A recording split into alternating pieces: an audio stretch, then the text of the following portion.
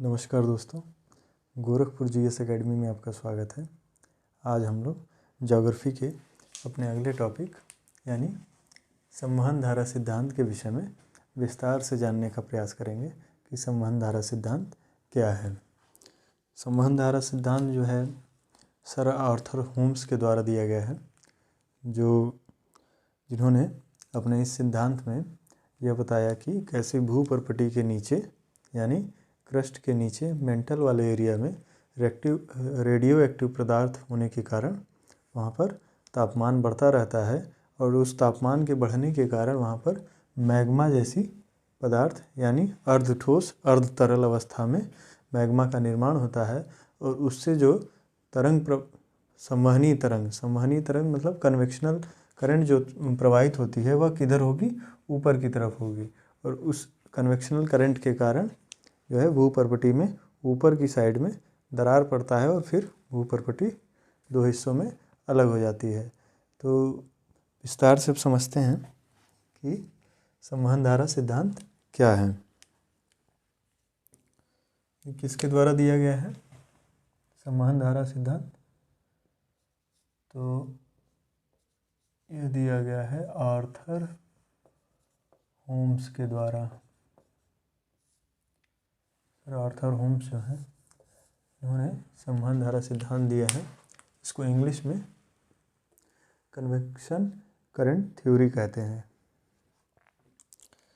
तो sir Arthur Holmes ने अपने ऑब्जर्वेशन में जो बताया है इस सिद्धांत के तहत, वह जानते हैं कि क्या है। इस फिगर के थ्रू समझने का प्रयास करते हैं। मान लीजिए कि यह भूपर्पटी है।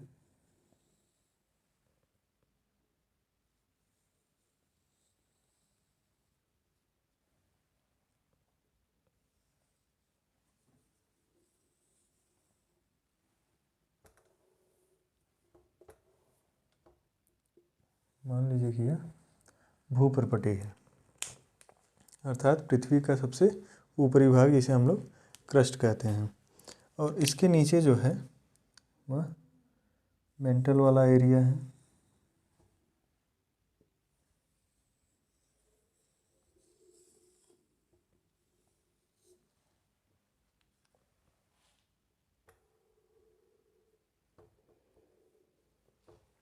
इसे मान लीजिए कि यह मेंटल है, तो इसको क्रस्ट और यह मेंटल।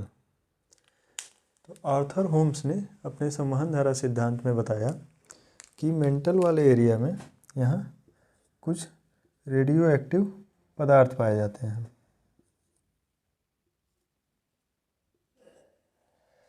कुछ रेडियो एक्टिव पदार्थ पाए जाते हैं जिनका विघटन होता है।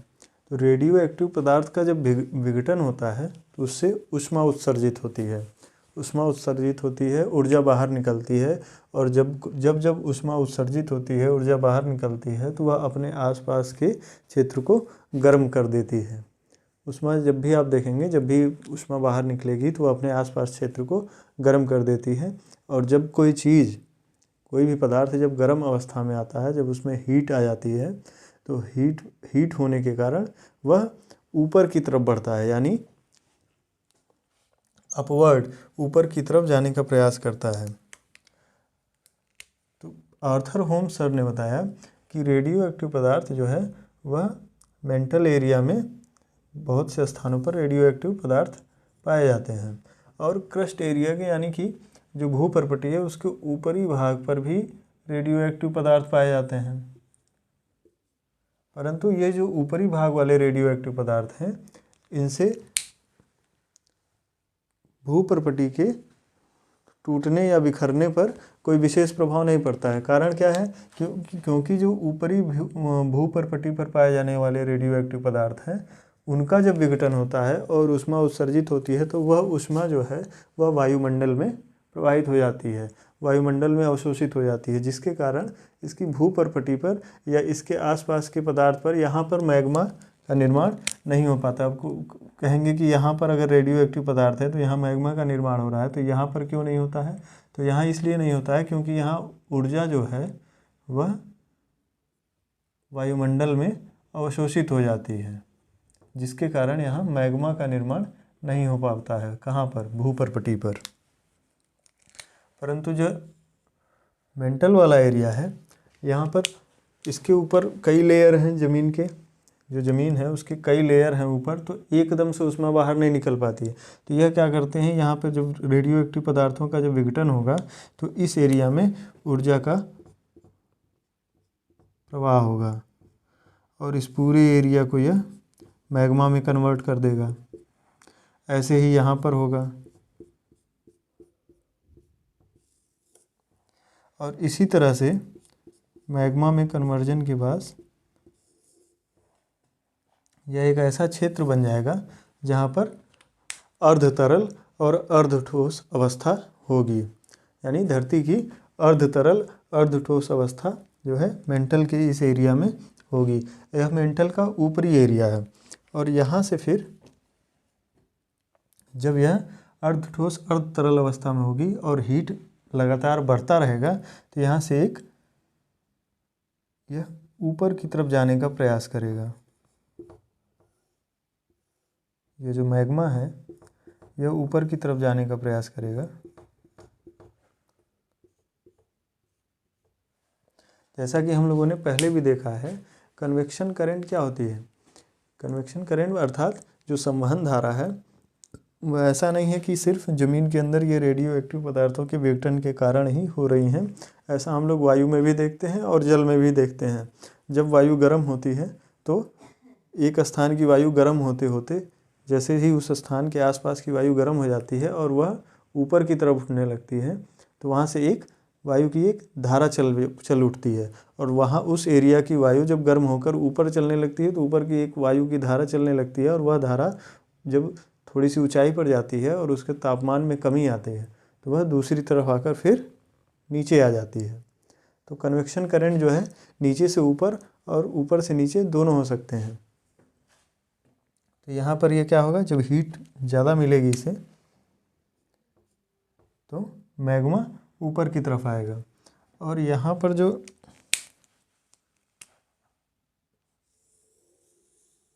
क्रस्ट का जो ये लेयर है इस लेयर पर मैग्मा का एक तरह से समझ लीजिए मैग्मा की टकराहट होगी। यानी मैग्मा इस लेयर पर टकराएगा। अब जब मैग्मा इस लेयर पर टकराएगा तो लगातार टकराने के बाद यह इस पर दबाव बनाएगा, परंतु यह ऐसा नहीं है कि तुरंत बन जाएगा। तो यहाँ से यह इस दिशा में और इस दिशा में, यानी अपनी दोनों ही दिशाओं में मैग्मा का प्रवाह होने लगेगा।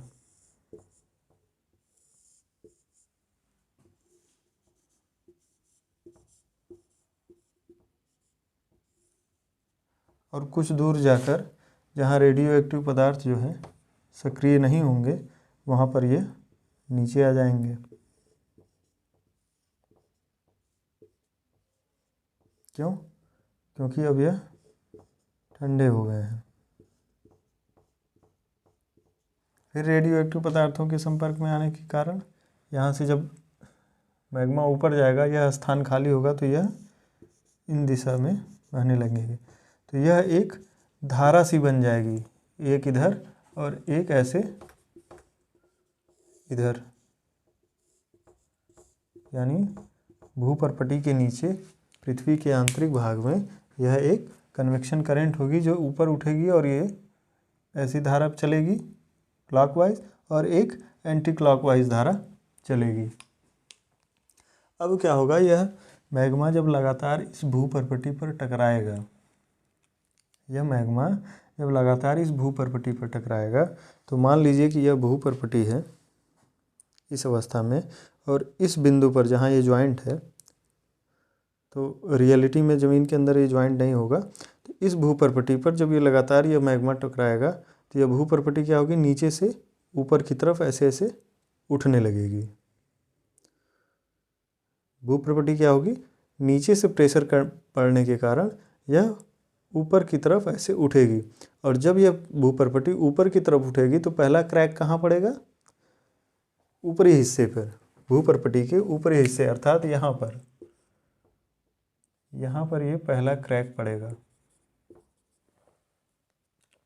जब यह मैग्मा नीचे से प्रेशर डालेगा तो यहाँ पर भूपर्पटी पर ये ऊपर उठने लगे, यह हिस्सा ऊपर उठने लगेगा। तो ये पहला क्रैक कहाँ पड़ेगा? भूपर्पटी के ऊपरी हिस्से पर। सामान्यतः हमें लगता है जैसे कि पहले नीचे से टूटेगा फिर ऊपर से, लेकिन ऐसा नहीं है। पहले कहाँ से टूटेगा? पहले ऊपर से टूटेगा और यह सतह जो है ऊपर क्रैक करके फिर अलग हो जाएगी, भूपर्पटी अलग हो जाएगी। उसके बाद जब यह अलग हो जाएगी, यह दो भागों में विभाजित हो जाएगी, तो यहाँ जो है वह जल भर जाएगा। इस एरिया में जहाँ पर वह स्थान खाली हुआ है वहाँ पर जल भर जाएगा और जल भरने के बाद जो मैग्मा है यह क्या होगा? ठंडा हो जाएगा। मैग्मा यानी इस क्षेत्र में मैग्मा जो है वह यहाँ पर जल भरने के बाद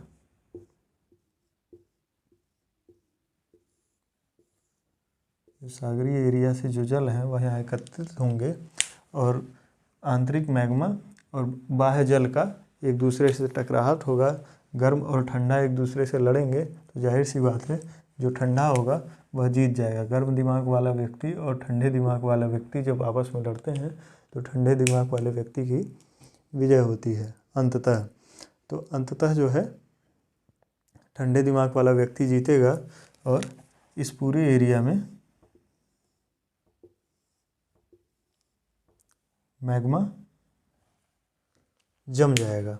मैग्मा जमने के कारण फिर यह दो हिस्सों में बट जाएगा और लगातार प्रेशर पड़ते रहे, क्योंकि यह धारा लगातार चल रही है। तो यह जब जब ऊपर आएगी तब तक यह ऊपर प्रेशर डालेगी। तो ये दो खंड जो भूपर्पटी के जो दो खंड हैं वह दो हिस्सों में विभाजित होने लगेंगे। तो आर्थर होम सर ने अपने कन्वेक्शन धारा सिद्धांत यानी कि संवहन धारा सिद्धांत कन्वेक्शन करंट थ्योरी में उन्होंने बताया कि कैसे रेडियो एक्टिव तत्वों के कारण, तो यहाँ पहले लिख लेते हैं कि क्या है, नामकरण कर देते हैं।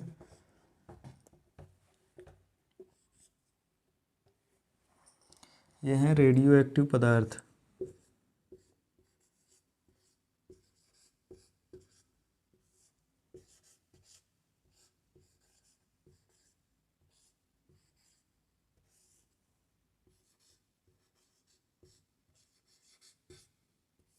और इनका क्या होगा? यहाँ पे जो भी हैं ये रेडियो एक्टिव पदार्थ हैं। तो इनका होगा क्या? इनका होगा विघटन।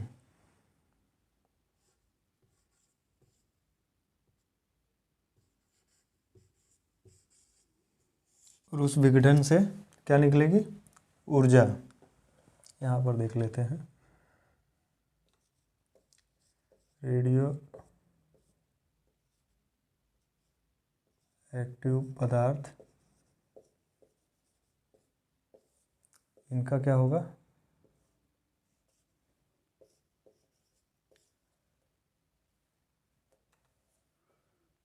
इनका होगा विघटन और इस विघटन से निकलेगी ऊर्जा। इसी ऊर्जा को समझ लीजिए ऊष्मा। और इस ऊष्मा के कारण या ऊर्जा के कारण यहाँ पर क्या बनेगा? मैग्मा का निर्माण होगा।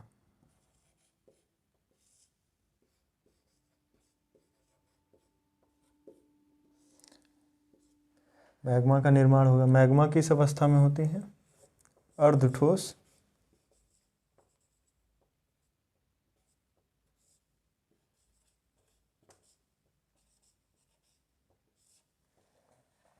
अथवा अर्धतरल।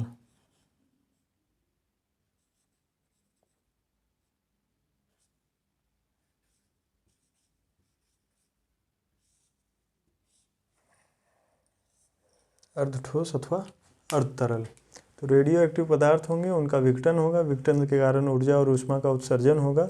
ऊर्जा और ऊष्मा के उत्सर्जन के कारण मैग्मा का निर्माण होगा। कहाँ पर? मेंटल वाले एरिया में। और मेंटल वाले एरिया में मैग्मा का निर्माण होगा जिनकी अवस्था क्या होगी? अर्धठोस और अर्धतरल।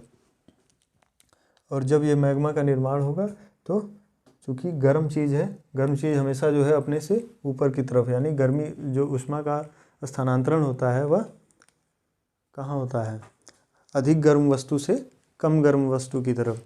तो चूँकि यहाँ पर गर्मी अधिक है इस एरिया में और यह मैग्मा का निर्माण हुआ, तो यह दूसरे एरिया में जहाँ पर गर्मी कम है उस क्षेत्र में जाने का प्रयास करेगा। तो यहाँ से एक कन्वेक्शन धारा निकलेगी जो टकरा कर फिर राउंड राउंड घूमेगी, एक क्लॉकवाइज और एक एंटी क्लॉकवाइज, और इससे जो है ऊपर भूपर्पटी पर दबाव बनेगा और उस दबाव से भूपर्पटी के अंदर क्रैक पड़ेंगे।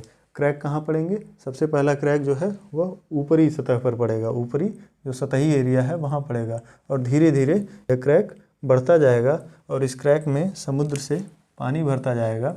समुद्र से पानी भरने के कारण इसके अंदर उपस्थित मैग्मा का जमाव होगा और उस जमाव से फिर धीरे धीरे ये भूपर्पटी दो हिस्सों में बंटने लगेगी। तो दो हिस्सों में बंटने से फिर होगा क्या? जब ये भूपर्पटी दो हिस्सों में बटेगी तो इससे भूगर्भिक संरचनाओं का निर्माण होगा, जैसे कि मोड़दार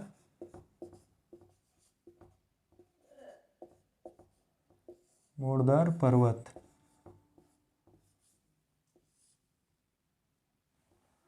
मोड़दार पर्वत बनेंगे। तो आर्थर होम सर का कन्वेक्शन धारा या कन्वेक्शन करंट थ्योरी जो है वह मोड़दार पर्वतों के निर्माण के विषय में बहुत ही स्पष्ट जानकारी देती है कि कैसे मोड़दार पर्वतों का निर्माण हुआ है। एक बार अगर वर्ल्ड मैप में मोड़दार पर्वतों के पूरे विस्तार को देख लें कि कहाँ कहाँ मोड़दार पर्वत उपस्थित हैं, तब समझ में आता है कि आर्थर होम सर का यह सिद्धांत कैसे प्रैक्टिकली सही दिखता है। एक बार वर्ल्ड मैप में हिमालयन, एंडीज, रॉकी सब पर्वत श्रेणियों को एक बार इमेजिन करिए।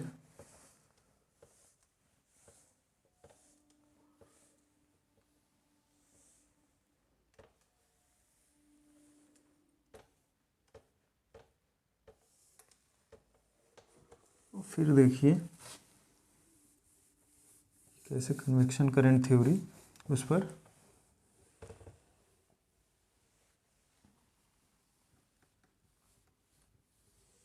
सही बैठ रही है।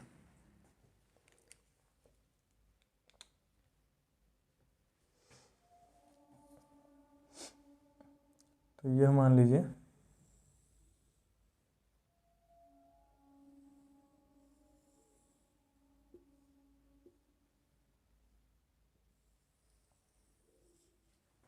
महासागरीय प्लेट,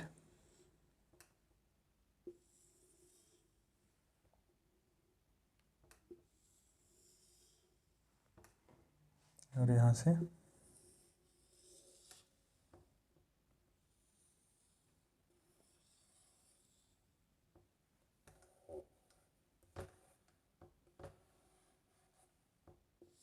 यह महाद्वीपीय प्लेट।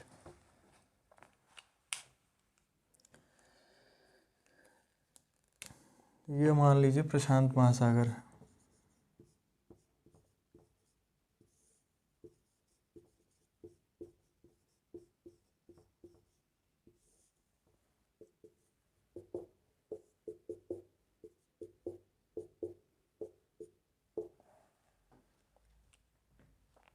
और यह उत्तरी अमेरिका महाद्वीप।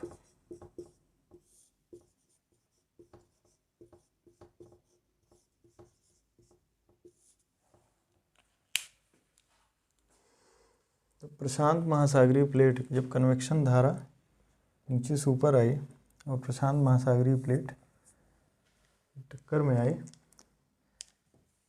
और दूसरी तरफ कन्वेक्शन धारा कहाँ, अगर विश्व मैप देखिए एक बार, तो यह मान लीजिए उत्तरी अमेरिका,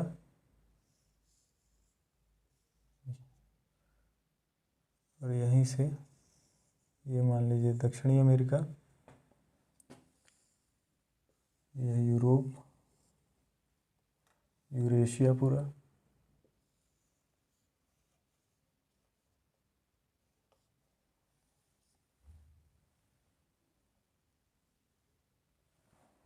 यूरेशिया,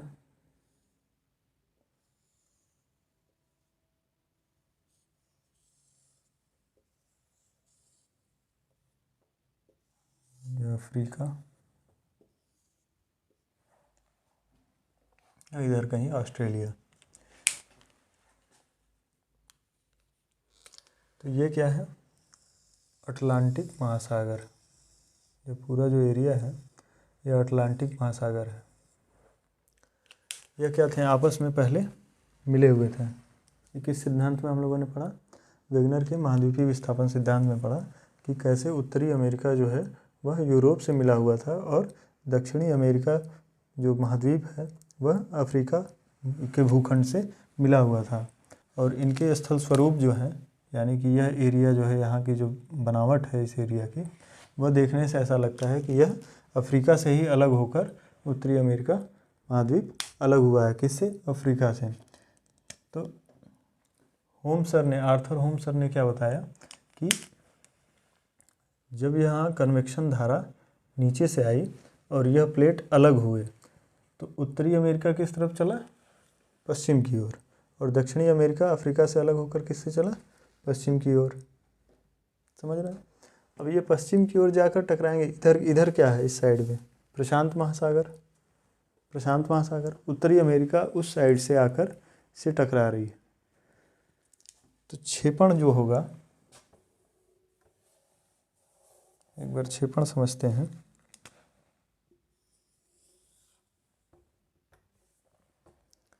क्षेपण किसका होगा, प्रशांत महासागरीय प्लेट का, किसमें, उत्तरी अमेरिका में। तो क्यों होगा, क्योंकि यहाँ महासागर है और जल का घनत्व बहुत अधिक होता है, इस वजह से इसका भार अधिक होगा। जब भी दो चीज़ें टकराएंगी तो जिनका भार अधिक होगा वह नीचे की तरफ जाएगी, और जिनका भार कम होगा, जो वजन में हल्के होंगे तुलनात्मक रूप में एक दूसरे से, वह ऊपर की तरफ आएंगे। तो चूँकि इनका भार अधिक है, इनका घनत्व अधिक है, तो इस कारण से इनका क्षेपण होगा इस प्लेट का, किसका, प्रशांत महासागरीय प्लेट का क्षेपण होगा। और उत्तरी अमेरिका जो है, उत्तरी अमेरिका प्लेट में इसका क्षेपण होगा। और क्षेपण होने की वजह से क्या होगा, यहाँ पर एक गर्त का निर्माण होगा। क्षेपण होने के कारण यहाँ पर एक गर्त का निर्माण होगा। ये जो गहराई देख रहे हैं, ये गर्त का निर्माण होगा, और इस गर्त में अवसाद जमेंगे। अवसाद कहाँ से आएंगे, अवसाद आएंगे नदियों से। जो उत्तरी अमेरिका महाद्वीप है वहाँ की नदियों से अवसाद आएंगे और यहाँ पर इकट्ठे होंगे। जो समंदर के अंदर जो अवसाद हैं वह आकर यहाँ पर इकट्ठे होंगे, और इन अवसादों में फिर जैसे जैसे ये क्षेपण की होता जाएगा और यह नीचे अंदर गहराई में यह प्लेट घुसती जाएगी, प्रशांत महासागरीय प्लेट जो है जैसे जैसे अंदर गहराई में घुसती जाएगी, इन अवसादों का वलन होगा, इन अवसादों में वलन होगा, और यहाँ पर मोड़दार पर्वत हमें देखने को मिलेंगे इस एरिया में। किसके कारण, वलन के कारण।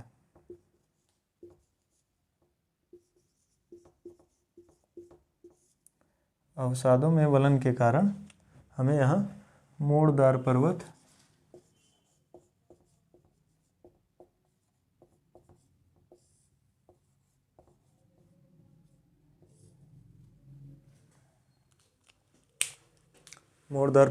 देखने को मिलेंगे। तो हम लोगों ने मोड़दार पर्वत कहाँ कहाँ देखे हैं, यह पूरा रेंज मोड़दार पर्वतों का है। कौन सा रेंज है ये, रॉकी,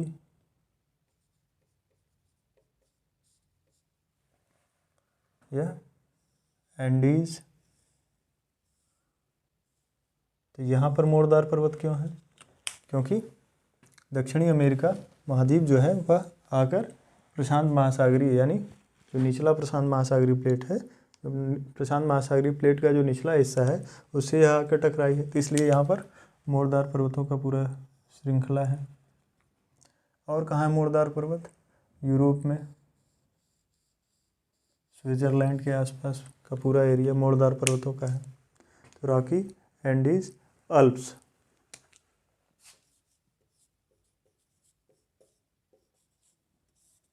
ये एंडीज मोड़दार,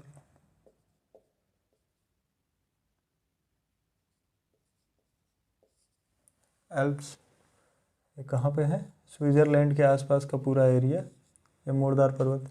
यहाँ पर मोड़दार पर्वत क्यों है? क्योंकि यह अफ्रीका महाद्वीप से अलग हुआ है और यहाँ पर जो भूमध्य सागर है उसका क्षेपण हुआ है, इसलिए यहाँ पर मोड़दार पर्वत। और इसी तरह से भारत में यहाँ हिमालयन मोड़दार, इसको हम लोग जब भारत का भू आकृतिक विज्ञान के संदर्भ में भारत की चर्चा करेंगे, भारत का भूगोल पढ़ेंगे, तो उसमें इसको डिटेल से पढ़ेंगे कि हिमालय की उत्पत्ति कैसे हुई है। तो यह जो है, अब इस अभिसरण यानी ये जो प्रशांत महासागरीय प्लेट है, ये जो प्रशांत महासागरीय प्लेट है वह उत्तरी अमेरिका महाद्वीप के अंदर जो क्षेपण हुआ है, इस पूरी प्रक्रिया को कहते क्या है? तो इस पूरी प्रक्रिया को अभिसरण कहते हैं।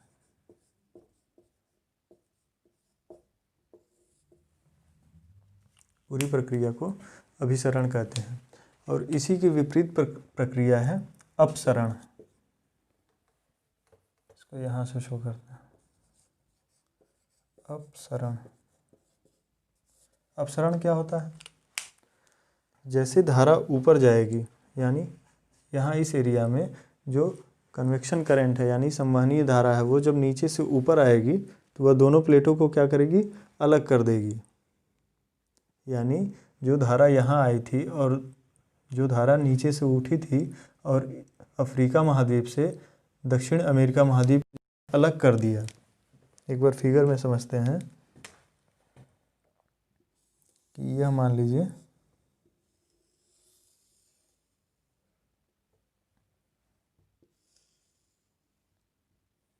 अफ्रीका और दक्षिण अमेरिका महाद्वीप हैं, दोनों एक साथ जुड़े हुए हैं। तो यहाँ जो नीचे से धारा आएगी, किसकी? मैग्मा की, जिसे हम लोग कन्वेक्शन करंट कह रहे हैं, किसकी भाषा? आर्थर ओम सर की भाषा में।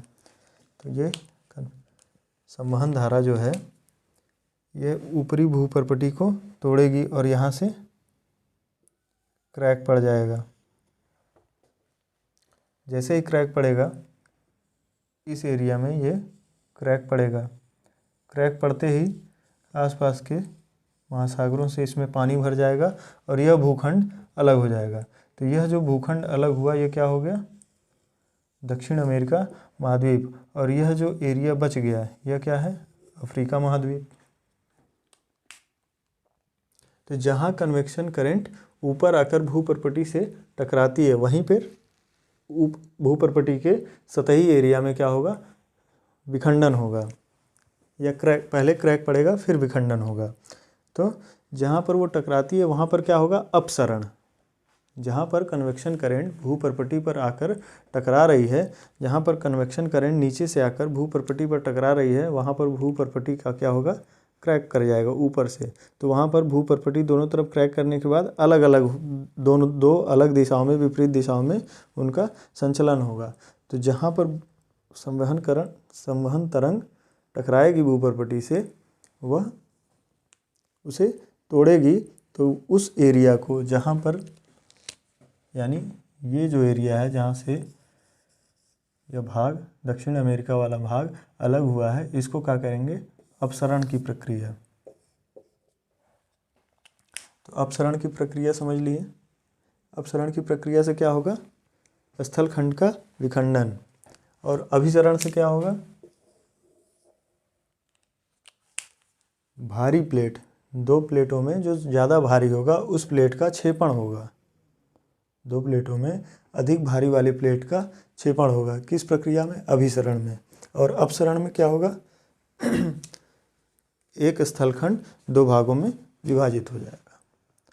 तो आर्थर ओम सर के इस संवहन धारा सिद्धांत में हमें यही जानने को मिलता है कि अभिसरण की प्रक्रिया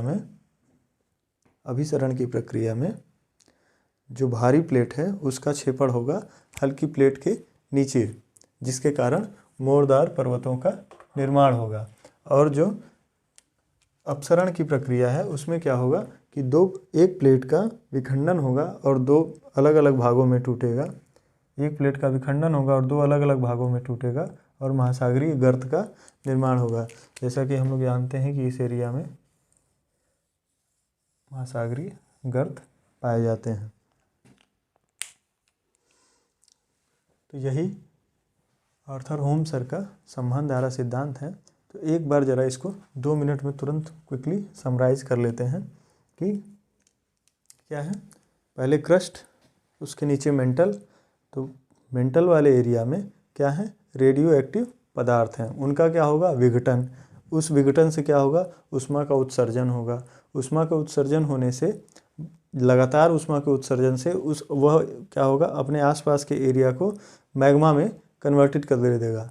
यानी आसपास के जो पदार्थ हैं वह गल जाएंगे और वह मैग्मा में कन्वर्ट हो जाएंगे। मैग्मा में कन्वर्ट होने के बाद जब उनका तापमान लगातार बढ़ता रहेगा तो वह एक धारा अपवर्ड यानी ऊपर की तरफ चलती जाएगी। धारा ऊपर की तरफ जाने से वह क्या होगा, भूपर्पटी पर टकराएगी। भूपर्पटी पर लगातार प्रेशर पड़ने के कारण, किसका प्रेशर, करंट का, जो संवहन धारा है उसका लगातार प्रेशर पड़ने के कारण भूपर्पटी उस स्थान पर थोड़ा सा ऊपर उठेगी और फिर उसमें क्रैक पड़ जाएगा। क्रैक पहले कहाँ पड़ेगा, सबसे ऊपरी वाले हिस्से पर, और उस क्रैक पड़ने के कारण भूपर्पटी जो है 2 भागों में विभाजित हो जाएगी और वहाँ पे महासागरीय गर्त का निर्माण होगा। इस पूरी प्रक्रिया को क्या कहेंगे, अपसरण। यानी एक महाद्वीप या एक भूखंड 2 भागों में विभाजित हो गया तो उस प्रक्रिया को क्या करेंगे, अपसरण। यानी कि दो चीज़ें विभाजित हो गई और दोनों अलग अलग दिशाओं में चल दी। अच्छा, जब ये दोनों भूखंड अलग अलग दिशाओं में चलेंगे, यानी दक्षिण अमेरिका अलग होकर जाएगा, उत्तर अमेरिका अलग होकर जाएगा, तो यह अपने दूसरी साइड वाले किसी एक प्लेट से जाकर टकराएगा। जैसा कि यह दक्षिण अमेरिका और उत्तर अमेरिका किससे टकराते हैं, इधर जो प्रशांत महासागर, पूरा बड़ा प्रशांत महासागर है, प्रशांत महासागरीय प्लेट से जाकर टकराते हैं। तो प्रशांत महासागरीय प्लेट से, अब यह प्रशांत महासागरीय प्लेट है, यह उत्तरी अमेरिका का प्लेट है। इसी तरीके से मान लीजिए प्रशांत महासागरीय प्लेट का निचला हिस्सा और नीचे दक्षिण अमेरिका का प्लेट। तो जब प्रशांत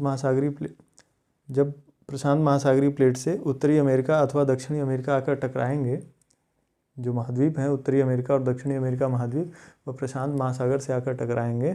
तो चूंकि प्रशांत महासागरीय प्लेट का भार अधिक है, भार क्यों अधिक है, क्योंकि जल यहाँ पूरा भरा हुआ है। जल भरे होने के कारण इसका भार अधिक है, घनत्व अधिक है। इसके कारण क्या होगा कि जिसका भार अधिक है वह नीचे क्षेपित कर जाएगा और जिसका भार कम है, जिस कॉन्टिनेंट का भार कम है, वह ऊपर रहेगा। तो भारी चीज़ जो है नीचे जाएगी और हल्की चीज़ ऊपर रहेगी। तो जैसे ही भारी चीज़ यानी प्रशांत महासागरीय प्लेट नीचे की तरफ क्षेपित करेगा तो उत्तरी अमेरिका के पश्चिमी किनारे पर, यानी इस किनारे पर, ये इधर जा रहा है, इधर प्रशांत महासागरीय प्लेट उपस्थित है, इसमें टक्कर हुआ तो उत्तरी अमेरिका के पश्चिमी किनारे पर, इसी तरह दक्षिणी अमेरिका के पश्चिमी किनारे पर क्या होगा, मोड़दार पर्वतों का निर्माण होगा। और इस पूरी प्रक्रिया को क्या कहेंगे, अभिसरण। तो अभिसरण समझ लिया, अपसरण समझ लिया और संवहन धारा सिद्धांत आर्थर होम सर का समझ लिया, जिसे 1930 के आसपास आर्थर होम सर ने दिया था। तो आज के इस वीडियो में इतना ही। आगे के लिए फिर अगली वीडियो में ज्योग्राफी के एक नए टॉपिक के साथ उपस्थित होंगे। तब तक के लिए धन्यवाद। और एक चीज़ और आप लोगों से डिस्कस करना था कि UPPCS 2021 की डेट आ गई है नए कैलेंडर ईयर में। तो 13 जून को UPPCS 2021 की डेट है और उससे संबंधित वीडियो अब जो है ज्योग्राफी का ये जो सीक्वेंस चल रहा है, सीक्वेंस वाइज जो टॉपिक वाइज एक सीक्वेंस में चल रहे हैं एक टॉपिक, तो अब इसके साथ साथ हम लोग PCS 2021 का भी देखेंगे कि PCS 2021 में इकोनॉमी, हिस्ट्री, पॉलिटी, ज्योग्राफी, ये सारी चीज़ें, इन्वायरमेंट, इन सबको एक कलेक्ट करते हुए पढ़ेंगे और प्रीवियस ईयर क्वेश्चन को भी साथ में डिस्कस करेंगे। तो इन सब के साथ आज के लिए इतना ही। धन्यवाद।